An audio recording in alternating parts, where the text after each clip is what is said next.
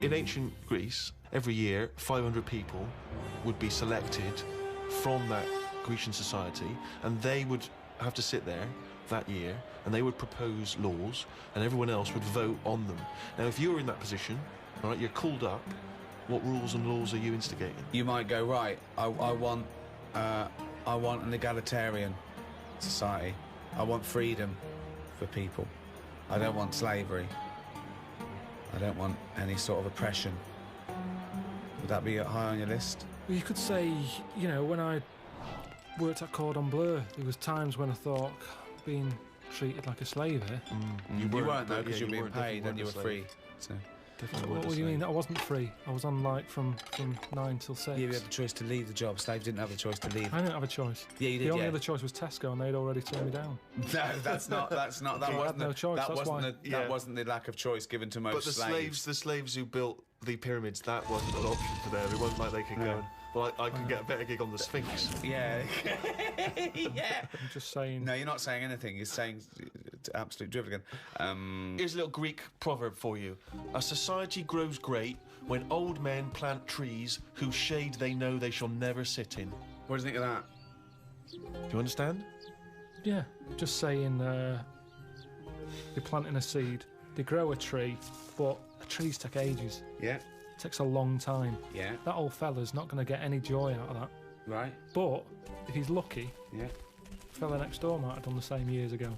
So it's all about sort of planting a seed, looking after each other. That's great, actually. It's not. I don't think it's directly what it means. It's almost the point. Yeah. That's good. Yeah, I think he means that future generations. But yeah, if the next door neighbour had done that, then yeah, that works as well. But you seem to agree that that's a good point. Do you agree that seems a good point to you? But I'm sort of guessing he enjoyed gardening anyway. Part of the enjoyment was in planting that seed. It's the old metaphor problem again, isn't it? I know, yeah. It's not specifically about trees. But as a metaphor, what he enjoyed is the fact that he's added to society and human life, and he's got a legacy and all that. But by the same time, when I went to Ibiza, right, now there they have motorbikes, people flying around on them, people don't wear helmets. You might even get 3 people on a moped. I saw a farmer with a goat in a basket. They don't care. They're whizzing around at high speeds. A lot of deaths there. Yeah. And they'll have a lot of those areas where someone's come off, been killed. People put flowers there. Yeah. And because that happens a lot, it's a lovely green island. Now here, we're saying wear an helmet. You're saying that all the deaths make it nice because there's flowers. It makes it lovely. Because there's loads of flowers everywhere. So with death comes beauty. So that's another metaphor. You can have that one. That was one of the most tortuous things I've ever... That was extraordinary. But look at London. That was extraordinary, Karl. Right, Karl. Well, look at London, though. Let me finish my point. Let him finish his point. I'm intrigued. Right, London... councillor with his clipboard, need a speed bump here, I saw someone doing 35, put some traffic lights there and a pedestrian crossing, pelican crossing there as well, and a speed camera. Right. Horrible and grey. Okay. No flowers. But you still see flowers left behind where people have died in terrible accidents. They're not you very see good ones. He's stuck to a lamppost with elastic band round them. They don't look nice. He's not the quality of flowers. Yeah, but the point is Some 15-year-old got run down and you're disappointed at the quality of the flowers. Look at this, Suzanne. Fella lost his head here. Geraniums? Fella lost bloody head. Well, that's so we have to encourage though. gun crime so that people will get shot in inner cities and then we can put flowers up and beautify the area. Is that what you're saying? If an area's nicer to look in, nicer to be in, if it's nicer looking, you don't get people speeding around like lunatics. Because they go, I'm not in a rush, I'd quite like to slow down this here and is look so at the flowers. complicated. So now what you're saying is because an area is grey and gloomy, people speed around to get out of it. In the course of doing that, they knock people down. But then flowers are put up, which then makes the area beautiful, thus stopping people driving around at speed so deaths no longer occur. Well, they keep to getting out of their cars to put down flowers. Then they get knocked down. Yeah. Other people on their way to put some flowers down. Yeah. Just sometimes people have to die, don't they? There was a fella outside our house. We had a lamppost. He had a helmet on, but his head come off. You made me laugh at a man's head coming up because the way you said it. But that's the thing. he had a oh God! There's a man who died in a house. He had a lamppost. He had a helmet on, but his head come off. So you're saying that because in that one instance, The helmet did not save his life. His head was in great condition. It's just not attached to his body. And that's what I'm saying to you. Sometimes people have to die. How far do you take all this stuff of you know, safety gear and slowing down and wear bright clothes at night? And it's just too much. Very important point, you see. Do you think someone should be made to wear a crash helmet? They're only hurting themselves. Crash helmet. I don't think you should get fined for not wearing one. But don't forget, we're not just protecting him. He could be a father with 2 kids.